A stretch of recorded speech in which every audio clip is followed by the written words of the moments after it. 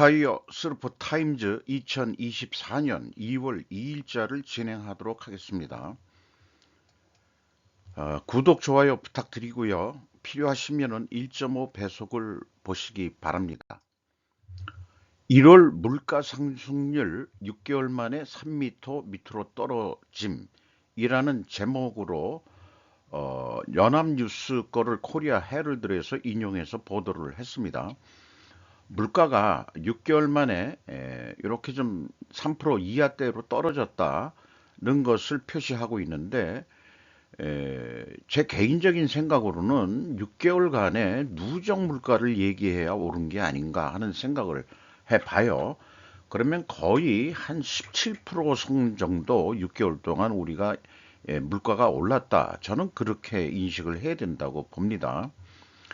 그리고 2024년 1월 달에 통계청 물가 발표에 의한 거는 근원 물가가 좀 올라간 거로 되어 있고요. 생필품 144개 품목은 좀 근원 물가보다 더 올라갔고, 특히 농축산물이 크게 올랐고, 더욱이 농산물이 제일 많이 올랐다고 합니다. 15%가 좀 넘어섰습니다. 그리고 가격이 떨어진 것은 그 석유화학 제품들, 경유가 떨어졌고, 그 다음에 LPG 가스가 떨어진 거로 되어 있고, 일반 제조업의 공산품 가격도 소폭 상승한 것으로 이렇게 통계청은 발표를 했습니다. 기업 밸류업 프로그램 도입이라고 요거는 제가 제목을 붙였고요. 원래 제목은 상속세 낼 때마다 주가 똑똑 최대 60% 세율의 기업들 덜덜, 이렇게 기사 제목이었습니다. 정민아 기자가 조선 비즈에서 보도를 한 내용인데요. 1% 미만만 낸다 부자 감세 논란도 옛말. 24년간 그대로인 상속세 구조, 그 사이 물가는 70% 뛰어. 주가 저평가 야기, 상속세 기능 진지하게 고민해야. 이렇게 해서 윤 대통령이 언급한 상속세가 우리 코리아 디스카운트의 뭐 근본 원인인 것처럼 그렇게 이제 발표가 돼서 거기에 에, 대응이 아니고 보조를 맞추는 뉴스 기사 같기도 해요. 2022년도 기준 한국 명목 GDP는 1조 6,733억 달러다. 이렇게 소개가 돼 있고, 수치료만 보면은 전 세계 13위 위에 해당하는 경제 대국인데, 그러나 자본시장은 거리가 다소 멀다. 이렇게 소개를 하고 있고, 코리아 디스카운트라는 꼬리표가 항상 따라다닌다. 기업은 짠물 배당에 익숙하고 소액주주는 늘 찬밥 신세다. 이런 근본 원인이 상속세로 지금 그 원인을 하고 있는데, 이것도 논리적으로 한번 해보긴 해봐야 될 것 같아요. 그래서 윤석열 정부가 일본을 벤치마킹 밑에 기업 밸류업 프로그램 도입을 현재 추진하고 있다. 요거는 삼성과 일가의 사진을 게재를 했네요. 한국은 최고 상속세율이 경제협력기구 회원국 중 일본 55%, 다음으로 높은 50%다. 최대 주주 할증을 더하면 최고 세율은 60%에 달하는데 이 경우 일본보다 높아진다라고 소개를 하고 있고, 이 상속세를 내기 위해서 보유 지분을 처분하는 것으로 되어 있습니다. 그리고 이전에 유통되지 않았던 지분이 시장에 풀리게 되니까 주가가 그 유통 물량이 많아지니까 주가가 하락하고 결국 피해는 개미 투자자가 있게 된다는 논리를 전개하고 있습니다. 3세 승계를 거친 국내 주요 대기업은 최대 주주 지분이 10에서 20%에 불과하고, 그래서 언제든 적대적 인수합병에 노출될 수 있는 구조다. 이렇게 이제 그 소개를 하고 있습니다. 신경환 신한투자증권연구원은 높은 상속세 부담은 기업 또는 오너로 하여금 보수적인 경영 전략 시행 유인으로 작용할 가능성이 있다면서 소극적인 주주 환원 정책 시행, 오너가 보유한 비상장사로 신성장 사업 이전 등은 투자 심리 위축과 이 주가 저평가를 야기한다고 설명했습니다. 예를 들어서 그 GS 칼텍스가 GS 뭐 그 지주회사에서 연결 재무제표로 보고하지만은 알짜배기들은 그 비상장 하는 경우가 좀 있지 않느냐 이런 생각도 들어가고요. 이어 부의 순환을 유도하기 위해 도입한 상속세가 현실에서 정반대의 영향을 미치고 있을 가능성을 진지하게 고민해 볼 필요가 있다고 덧붙였다고 소개를 하고 있습니다. 일리가 있는 얘기 같기도 합니다.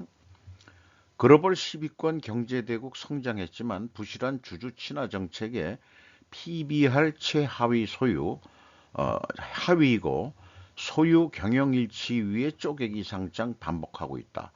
S&P 500이 250% 오를 때 한증시는 제자리를 하고 있다.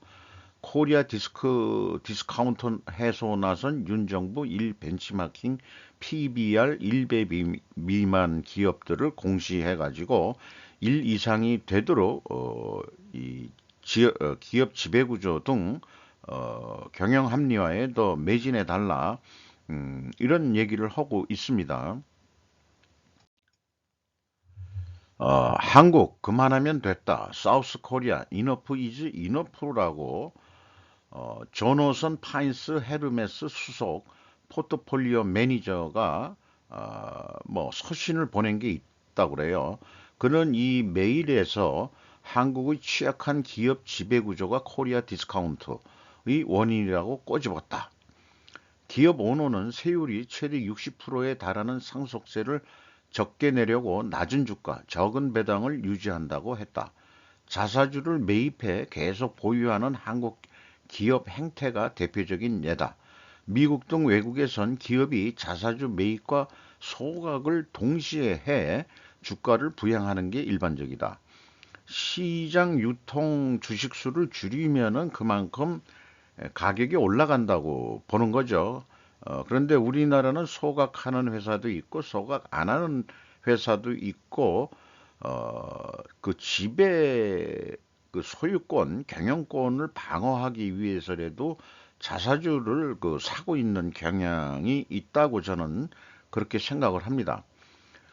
PBR은 청산 가치로도 불린다 이렇게 소개를 하고 있고 일본의 PBR 1배 미만 기업 비중은 51%에서 최근 44%로 낮아졌다. 니케이 225 지수는 작년 한 해 동안 28.24포인트가 상승했다. 그래서 전 세계 그 PBR은 2.80인데 한국이 전체가 1이 안 된다는 거죠. 0.99라고 돼 있는데 일부 통계는 0.89로 되어 있는데 이 99도 솔직히 좀 믿기가 좀 어렵네요. 그렇게 생각이 판단이 됩니다. 0.8부라고 그 전문가가 소개한 것도 있습니다. 자기도 통계 자료를 가져온 거다라고 얘기하고 있는데 어쨌든 한국 그 코리아 디스카운터가 좀 해소되기를 저도 좀 바람하지 않습니다.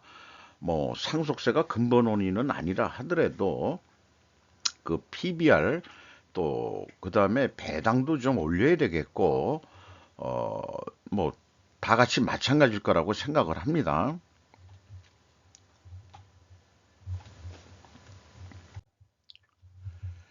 애미상 팔관왕 겸허해져 성난 사람들 영어 원 제목은 배, 배, 배프인가요? 그렇게 돼 있어요.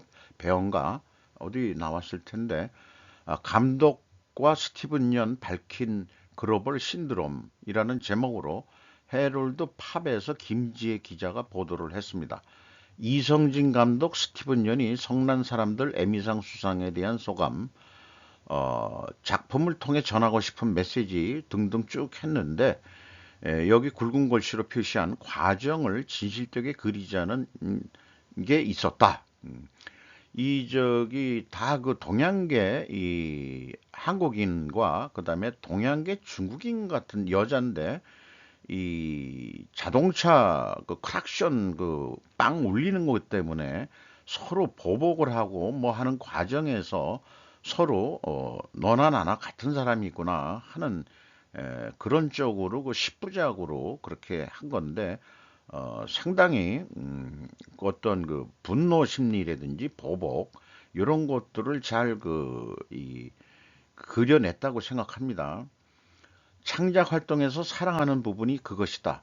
사람들이 이런 메시지가 있었군요. 말해줄 때 저는 그런 메시지가 있었다고 알지 못하는 경우도 많아 그런 게 멋지다라고만의 눈길을 끌었다. 그러니까 좀 겸손하게 그 소감을 얘기했다. 그런 얘기가 되겠습니다. 그래서 이런 과정을 진실되게 그리자는 그런 취지였다면은 이런 느낌도 들어요. 방송 언론도 뉴스를 보도 과정을 좀 진실되게 해야 되지 않겠는가? 그런 생각을 합니다. 이것은 일본에서 그 보도된 뉴스에도 이런 내용이 좀 있습니다. 우리나라 그 갑부를 비유해서 한 그런 것도 그 뒤에 소개를 하도록 하겠습니다. 한동훈, 돌연, 경기분도 추진, 민주당 공약도 좋은 건 받는다.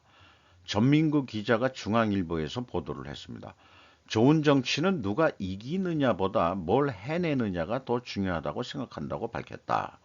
이연출 건국대 교수는 유권자는 민생 현안에 선 여야 합의를 통해 실천 가능한 안을 만들어내는 실사구시를 정치권에 기대한다면서 정책에서의 접점을 강조하는 정치 세력이 중도 외연 확장에 유리하다고 말했다. 이종훈 정치평론가는 정치적 메시지는 야당을 향하고 정책적 메시지는 국민을 향한다는 투트랙 전략이라며 운동권을 신랄하게 비판해 지지층을 소구하고 나머지 이슈에서는 톤다운, 이게 뭔 톱다운은 아니겠죠? 요게 이 개념을 잘 모르겠습니다. 어, 해중도층에 다가가려는 것이라고 평가했다. 톱다운을 해 중도층에 다가가려고 하는 것이라고 평가했다. 이런 뉴스 보도를 했습니다. 2월 1일자에 제가 그 가져온 그 경기 북부 특별자치도 요거를 했는데 이렇게 수용을 하게 되면은 그 서울을 확대하는 것은 아니겠지만은 그러면은 요 한강 하구에 있는 요 김포시가 저는 가장 관건이라고 생각을 해요. 다른 데는 뭐 경기 남도라고 해도 좋다 이 말입니다. 여기는 저는 서울로 좀 편입해야 되지 않겠냐. 그렇게 되는데 국민의힘 쪽에서 경기 북부 쪽으로 다 하자는 것 쪽으로 간다면은 더 이상 위성도시를 서울시에 편입 안 해도 되는 거겠죠. 그러면은 제 생각에는 이런 그 정책을 수용하는 것은 김동연 경기지사를 수용하려는 거 아니냐. 당신 원래는 좌파 아니지 않소? 라는 의미도 있는 것 같기도 하고 그런 느낌이 들어가요. 여기 그 빠진 데는 요게 이제 인천 직할시죠? 인천 직할시, 영종도 이런 데는 이제 표시가 안 돼 있죠. 어, 경기도만 이렇게 그 표시가 돼 있는 건데 어쨌든 뭐 북도로 남북으로 갈라놓든 어떻든지 간에 그게 무슨 의미가 있는 건지 잘은 모르겠습니다만은 뭐 결국은 뭐 경제 발전 한다고 그렇게 그 김동연 지사도 얘기를 하고 있는 거죠. 북한 김정은은 순삭될지도 모른다의 충격 제목들을 이렇게 섬뜩하게 이제 지어내고 있네요. 토요장이라고 제한국 컨설턴트인데 제일교포인 것 같습니다. 현대 비즈니스에서 보도를 했습니다.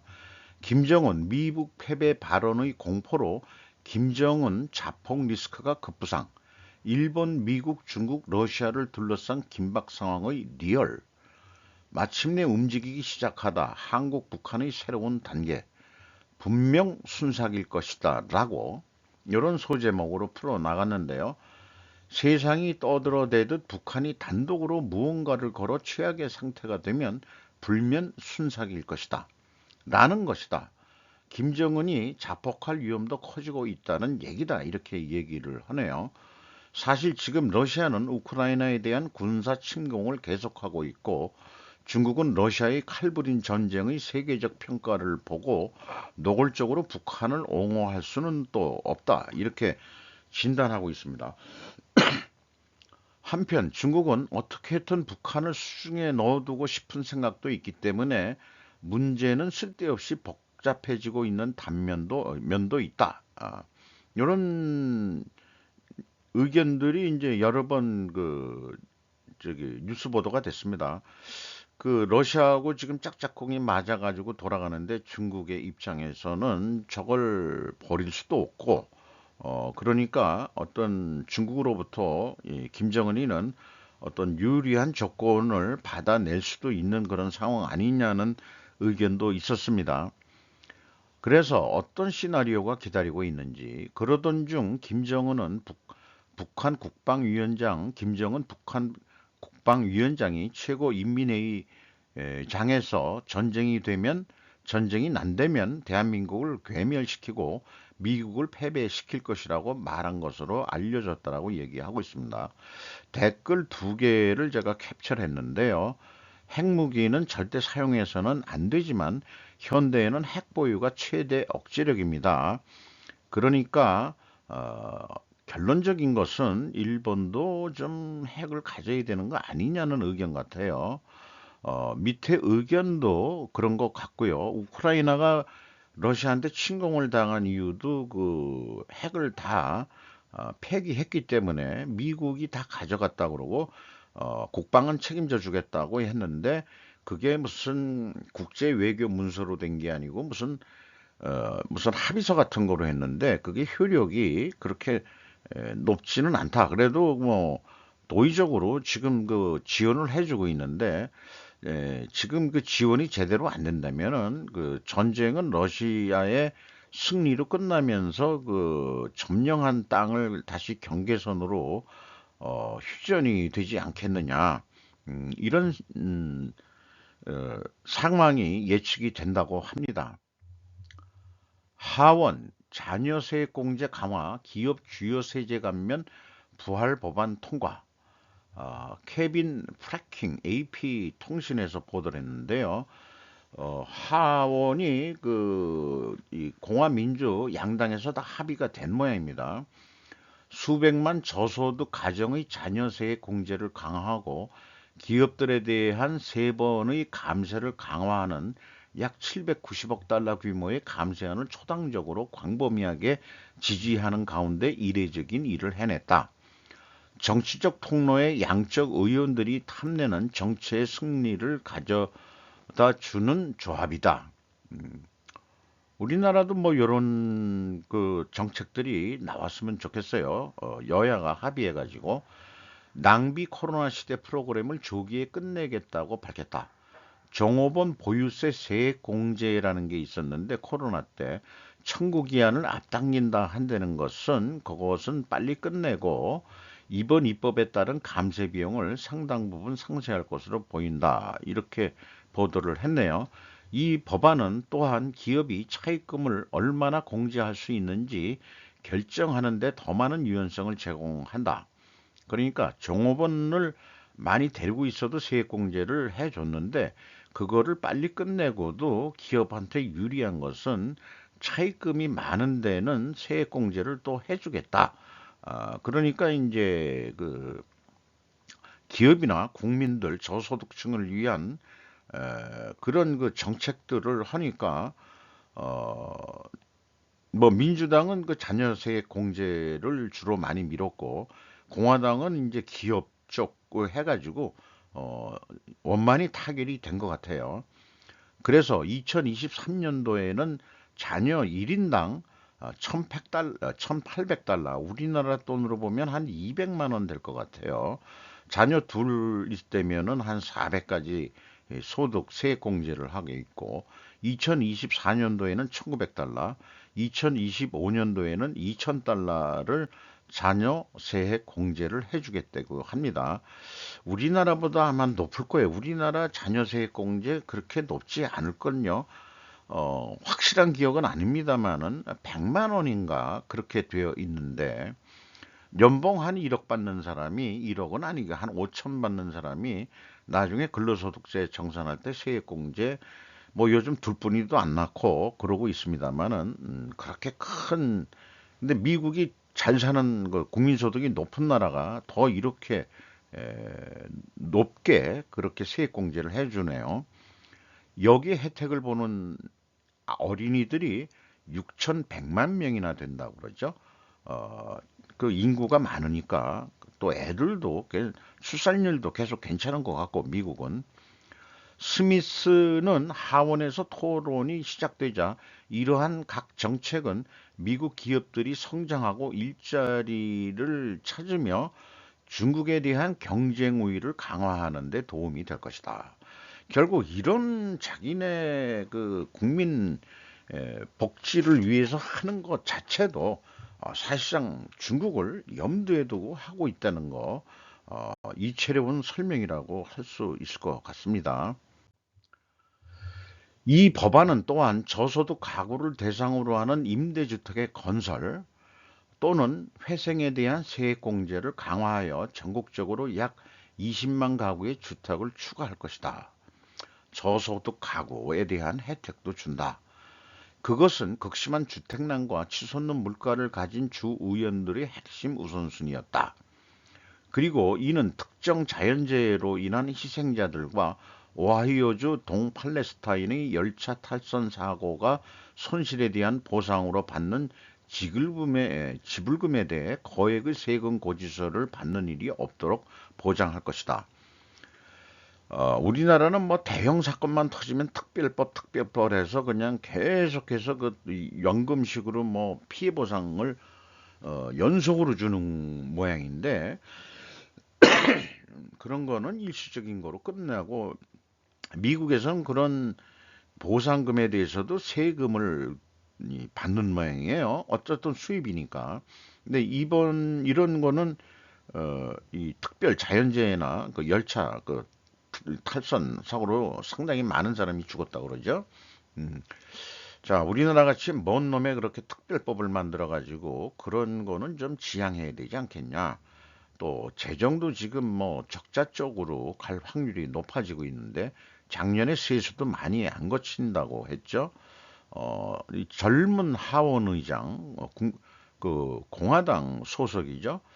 이런 거 보면은 옆에 덩치 큰 친구가 보좌관 같은데, 이 정치를 하려고 그러면은 이런 보좌관이나 이런 그 출신들 정치물을 먹어가면서 또 그렇게 양성되고 그런 쪽에서 정치인이 나와야 된다고 생각해요. 우리나라처럼 무슨 뭐 어중이 또중이 뭐 저기 그 범죄 그 이 처벌받은 경력이 많은 사람들도 그 뭐 공무원 아니 저기 국회의원 출마하고 난리 법석들을 하고 있는데, 아마 그 미국 같은 데서는 그 어떤 그 유죄 판결을 받은 그런 경력이 있다 그러면은 아마 그 국회의원 출마에서도 유권자들이 그 후보로도 채택을 안 해줄 것 같은 그런 기분도 있습니다.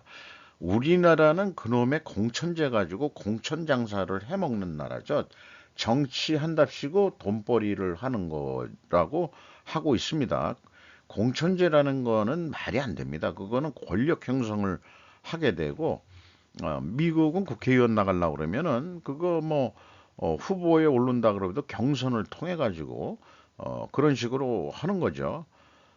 그런데 그거를 우리나라는 뭐 그 당원만 가입하게 돼 있고 진짜 당원인지 아닌지 모르지만은 SNS 같은 거로 뭐 전자투표 뭐 이런 거로는 믿을 수가 없습니다. 좀 민주주의는 좀 그 말하자면 좀 번거롭다고 하더라도 직접 후보도 해서 자관 선거 때만 되면은 자관 미국은 허구한 날 선거라고 그러잖아요. 그런 나라죠. 그게 민주주의를 대표하고 있고 IMF 외환 위기 당시에도 국내에선 낙관론, 요것은 언론이 그렇게 보도를 했다는 뜻으로 제목을 쓴 거로 이해가 됐습니다. 한국 최고의 부자가 말하는 신문의 경제 기사를 그대로 받아들이지 않는 이유라는 제목으로 김승호라는 분이 최고 부자다 이렇게 그 소개를 하고 있는데 일본판인지 여성 자신이라고 우리나라에도 이런 잡지가 있는지 이거 일본 잡지 같은데요. 잠깐 일본판입니다. 경제 뉴스가 보도하는 해석을 그대로 받아들이지 않는다. 경제에 관한 해석과 정치적 신념은 별개다. 이 말은 정치적 신념 때문에 경제 해석에 왜곡이 생겨서는 안 된다는 뜻이다. 그런 예를 밑에 미리 얘기를 하고 있습니다. 신문사의 문제 중 하나는 경제 기사를 왜곡해 정치적 기사로 만드는 경우다. 같은 상황을 보고하더라도 비참한 자영업 1600곳 폐업이라는 기사가 될 수도 있고 지난해 자영업 폐업률 역대 최저인 10.98%라는 기사가 될 수도 있다. 그래서 경제적인 기사나 이런 거에서는 정치적인 개념이 안 들어가고서 표현이 돼야 되지 않느냐. 그리고 일반적으로는 부정적 기사들로 많이 그 도배를 하는데 사람들의 눈길을 끌게 되기 때문에 그렇게 한다. 이런 얘기가 되겠어요. 그래서 비판적인 뉴스에는 감시 기능이 있기 때문에 부정적 기사의 비율이 높은 것도 이해할 수는 있다고 하지만은 전반적으로는 에, 액면 그대로 뉴스 보도는 믿어서는 안 된다 하는 그런 소신을 소개하고 있습니다. 자신의 정치적 입지가 크게 편향돼 있으면 경제 상황을 판단하는 능력이 떨어진다. 실물 경제에 대한 판단을 잘못하면 자칫 투자에서 실패할 수도 있다. 타인에 대해 강한 혐오를 느끼는 경우 중 하나는 상대방이 자신과 정치적 입장이 다른 경우다. 미국의 경우도 특히 그렇다고 그러네요. 옛날에는 안 그랬는데 최근에는 좀 심화됐다 이렇게 얘기들을 하고 있습니다. 경제 기사를 읽을 때는 사실을 판단하기 위해 실제 데이터 자료를 반드시 참고해야 한다는 점을 기억하기 바란다. 그런데 그 데이터를 해석하는 것도 그것도 또 관점에 따라서 또 틀려질 수도 있다고 저는 생각을 해요. 쉬운 문제는 아니라고 봅니다. 그러니 당신도 개인적인 정치적 입장과 자신의 경영 판단은 별개의 것으로 생각해야 된다. 뭐 맞는 말인 것 같습니다. 김승호 씨라는 사람은 스노우 폭스 그룹이라고 한국인 최초로 미국에서 외식 기업을 성공시킨 사람으로서 전 세계적으로 3,900회의 점포와 1만 명의 정호원을 거느린 연매출 1조 원 목표를 거의 달성할 할 것이고 미국 나스닥 상장을 앞두고 있다고 소개를 하고 있습니다. 거액의 지원에도 불구하고 왜 한국의 저출산은 멈추지 않을까? 커리어 재팬 음, 잡지에서 보도를 한 건데요. 일본이 그렇게 한국에 관심이 있는 그런 언론들이 꽤 많아요. 이것은 그 한국 사람하고 인터뷰한 내용도 들어가는 것 같습니다. 그 한국 주재 통신원을 통해 가지고 한국 정부는 지난 15년간 약 30조 엔의 예산을 들여 저출산 대책을 강구해왔지만 상황이 호전될 기미는 보이지 않는다. 전시 때와 같은 출산율이다 지금. 더 심각해지는 한국의 현 상황에서 일본은 무엇을 배워야 할까? 경쟁이 계속 노출되는 한국인. 그 이유는 엄마처럼 참아야 하는 삶을 살고 싶지 않기 때문이라고 답변한 그런 여성이 있다고 그래요. 여기에 부동산 가격 폭등과 교육비 부담도 저출산을 부추기고 있다. 많이들 얘기가 나왔죠. 특히 부동산 가격이 더 문제라고 생각을 합니다. 부동산 가격은 지난 5년간 200가량 뛰었고 서울 아파트 그게 몇 평형인지 모르겠습니다. 일반적으로 방 3개 있는 20한 4평형이 표준 가구라고 본다면은 평균 1억엔이 넘어섰다 그러면은 거의 10억 가까이 된다는 얘기죠.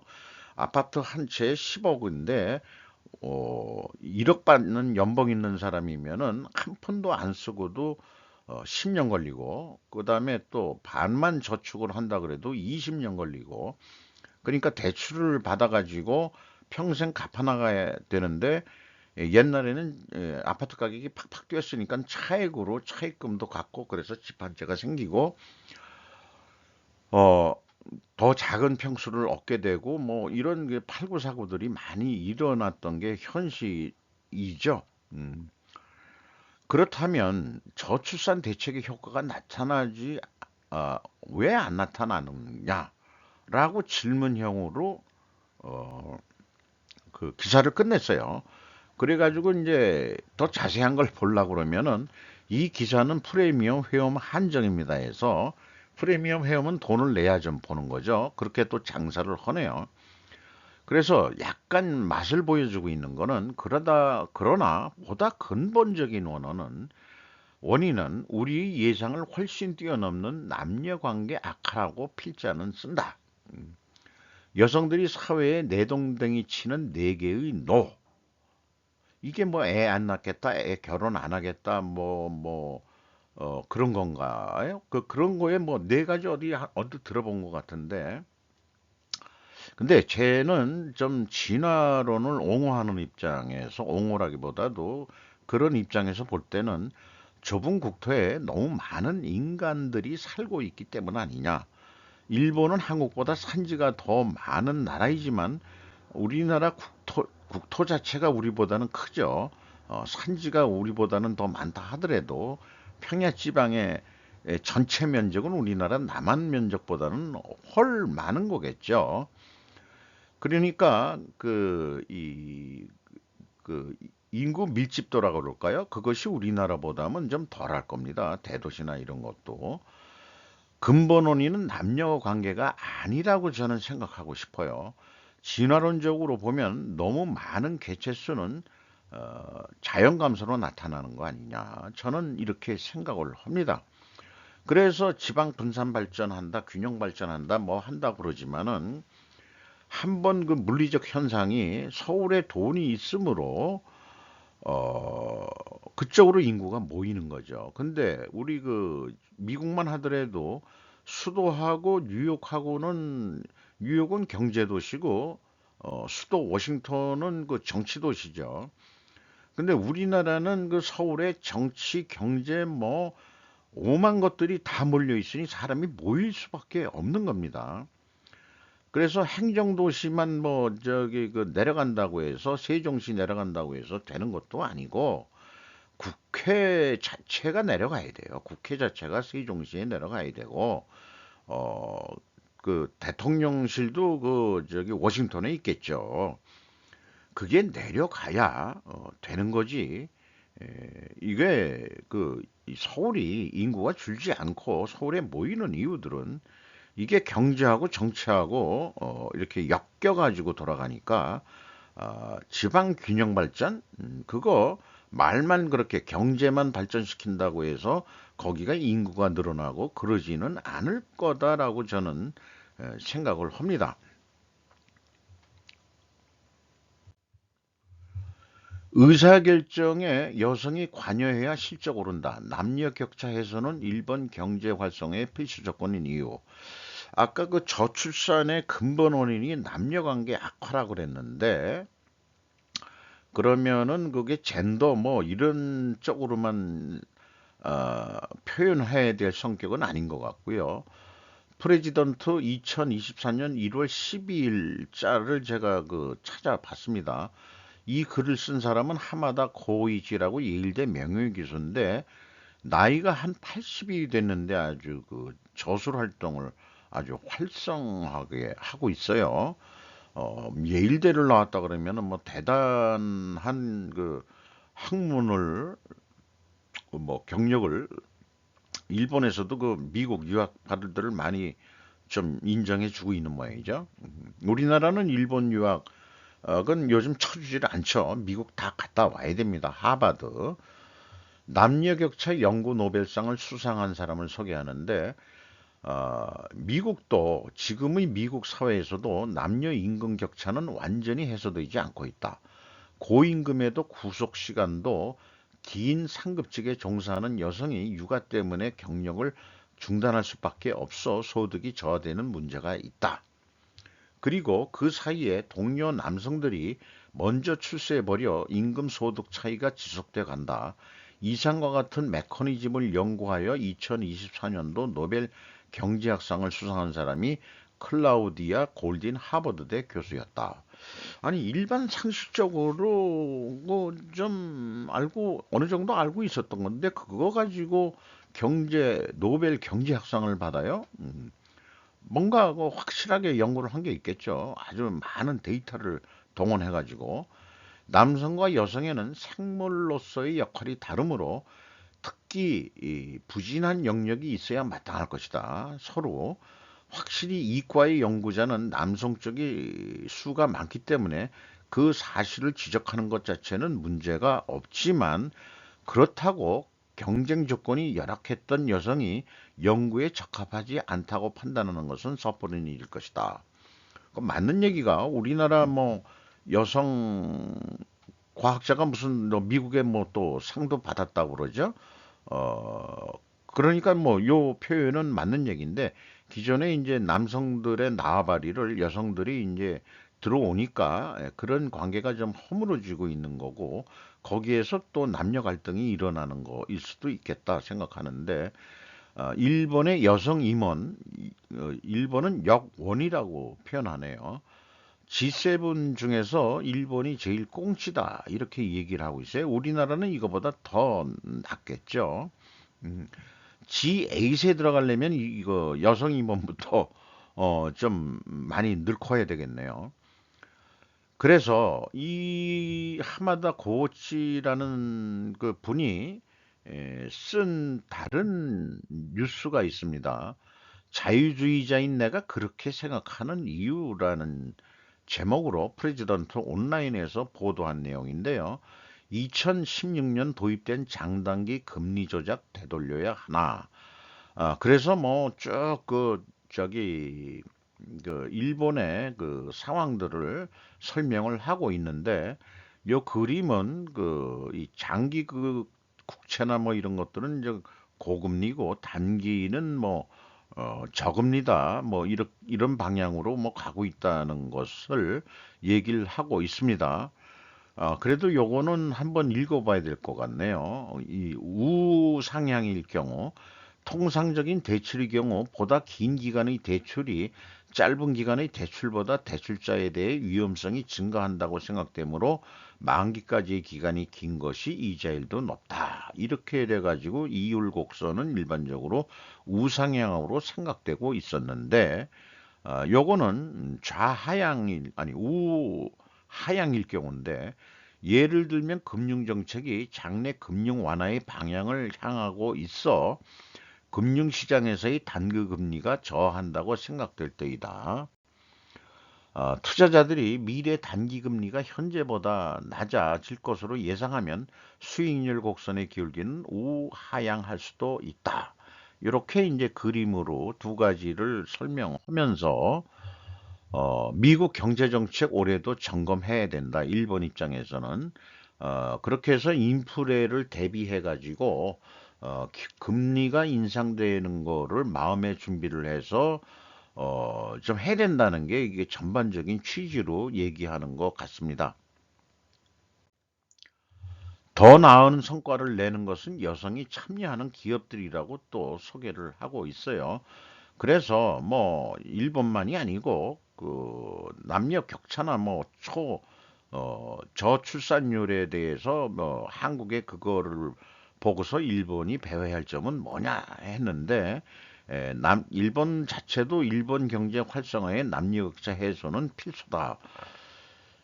어, 그렇게 되네요. 그리고 뭐 출산할 때까지는 휴직을 하더라도 충분히 이 키울 수 있는 그런 여건이 만들어진다면은 경제적인 안정이 되어 있어야 애들도 좀 낫지 않겠냐, 산업 시대에는.